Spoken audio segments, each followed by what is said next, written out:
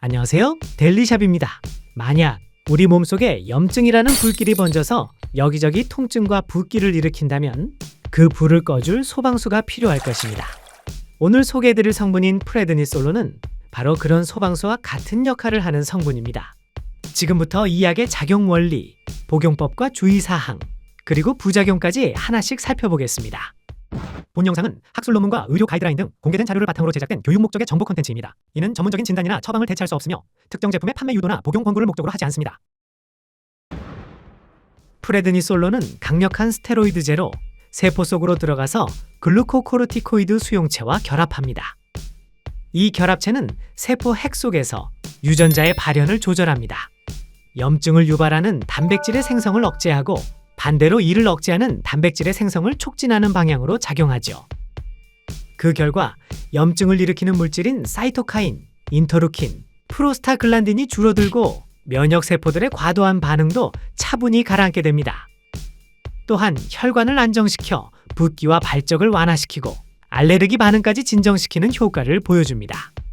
이런 기전 덕분에 프레드니솔론은 강력한 항염증제이자 면역 억제제로 사용됩니다. 자가 면역 질환에서 사용되며 류마티스 관절염이나 루푸스, 염증성 장질환 같은 질환에서 과도한 면역 반응을 억제합니다. 또한 천식, 만성기관지염 같은 질환의 염증을 줄여 호흡을 편하게 합니다. 그리고 피부 질환에도 효과적이며 아토피, 알레르기성 피부염 같은 증상을 완화합니다. 마지막으로 장기 이식 후 거부 반응을 억제해 장기를 보호하는 데에도 사용됩니다.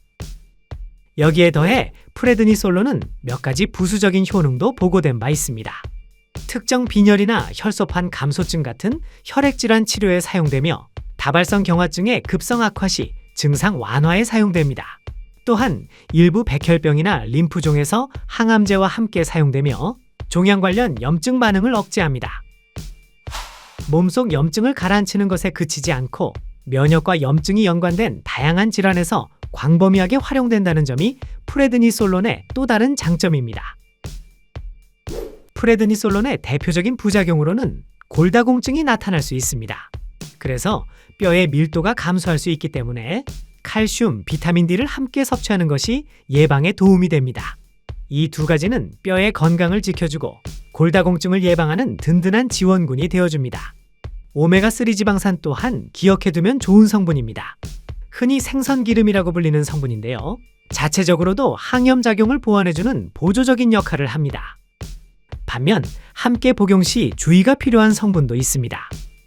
예를 들어 소염진통제, 우리가 흔히 복용하는 이부프로펜이나 나프록센 같은 약은 프레드니솔론과 같이 사용하면 위장의 부담이 크게 늘어나고 심하면 위궤양, 위장출혈까지 이어질 수 있습니다. 또한 일부 항생제나 항진균제, 예를 들어 클라리스로마이신이나 케토코나졸은 프레드니솔론이 몸에서 대사되는 과정을 방해해서 혈중 농도가 비정상적으로 높아져 부작용이 더 쉽게 나타날 수 있습니다. 프레드니솔론과 유사한 성분으로는 덱사메타손이나 메틸프레드니솔론 등이 있으나 프레드니솔론은 이들보다 효과 안전성의 균형이 좋아서 장기간 치료에 상대적으로 자주 사용되는 장점이 있습니다.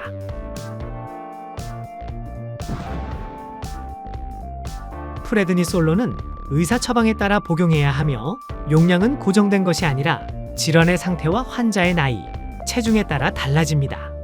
보통 아침에 한 번 복용하는 경우가 많으며 이는 프레드니솔론이 체내에서 자연적으로 분비되는 코르티솔과 유사한 합성 스테로이드이기 때문인데 코르티솔은 부신에서 분비되는 호르몬으로 아침에 농도가 가장 높고 저녁에 낮아지기 때문입니다. 이 리듬에 맞춰야 부작용의 위험이 최소화될 수 있습니다.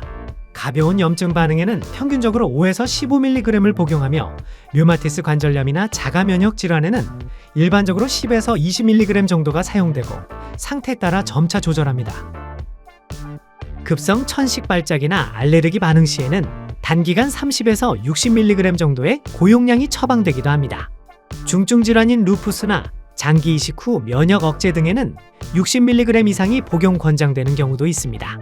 소아의 경우에는 보통 체중 1kg당 0.1에서 2mg 정도를 복용합니다. 다만 최대 허용 용량인 60mg을 넘지 않도록 주의하셔야 합니다. 이 수치는 일반적인 참고 범위일 뿐 질환, 급성이나 만성의 여부, 치료 목표에 따라서 전문의와 상담을 통해 용량을 결정하셔야 하며 절대 임의로 조절해서는 안 됩니다. 만약 복용을 잊으셨다면 가능한 빨리 복용하는 것이 권장됩니다. 하지만 다음 복용 시간이 4시간 이내라면 이번 복용은 생략하고 다음 복용 시간에 1회분만 복용해 주세요. 프레드니솔론은 장기간 사용하거나 몸속에 갑자기 농도가 쌓이면 부작용 위험이 커질 수 있기 때문에 절대 2번 연속으로 복용하지 않도록 주의가 필요합니다. 특히 갑자기 중단할 경우 부신 기능 저하가 올 수 있으므로 반드시 전문의의 지시에 따라 서서히 감량해야 합니다. 또한 프레드니솔론 복용 중에는 홍역이나 수두와 같은 생백신 접종을 피해야 하며 복용을 완전히 종료한 후 최소 1개월이 지난 뒤에 접종이 가능합니다. 프레드니솔론 복용 시 주의해야 할 사항이 있습니다. 임산부와 수유부는 약물이 태아나 모유로 전달될 가능성이 있고 당뇨병, 고혈압, 위장질환이 있는 경우엔 약물 부작용으로 증상이 악화될 수 있으며 골다공증 환자는 약물로 인해 뼈 손실이 더 빨라질 수 있습니다. 또한 간, 신장질환자는 약물 대사나 배설이 원활하지 않고 정신질환 병력자는 약물로 인해 기분 변화나 불면 등이 심해질 수 있습니다. 따라서 설명에 해당되는 경우 프레드니솔론 복용 전 반드시 전문의 상담을 권장합니다. 프레드니솔론은 효과가 큰 만큼 부작용도 동반될 수 있습니다. 흔한 부작용으로는 얼굴이 붓는 달덩이 얼굴, 체중 증가, 불면증, 소화장애, 기분 변화 등이 있습니다. 이러한 부작용은 서서히 사라질 수 있습니다.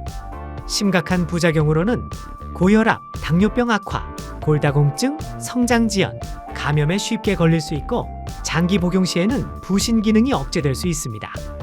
이러한 부작용이 나타난다면 즉시 전문의와 상담하셔야 하며 예방을 위해 정기적으로 혈압과 혈당을 확인하고 뼈 건강을 위해 칼슘과 비타민 D를 충분히 섭취하며 가벼운 운동을 병행하는 것이 좋습니다.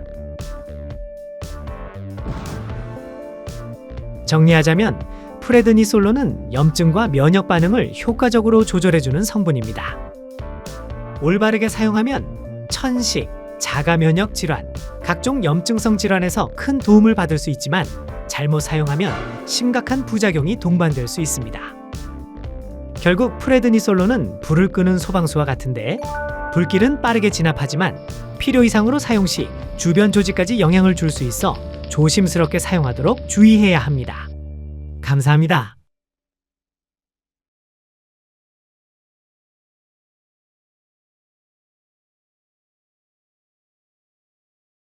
이번 영상에 설명드렸던 연구 결과는 개인의 체질이나 조건에 따라 다르게 나타날 수 있으니 유의하시기 바랍니다.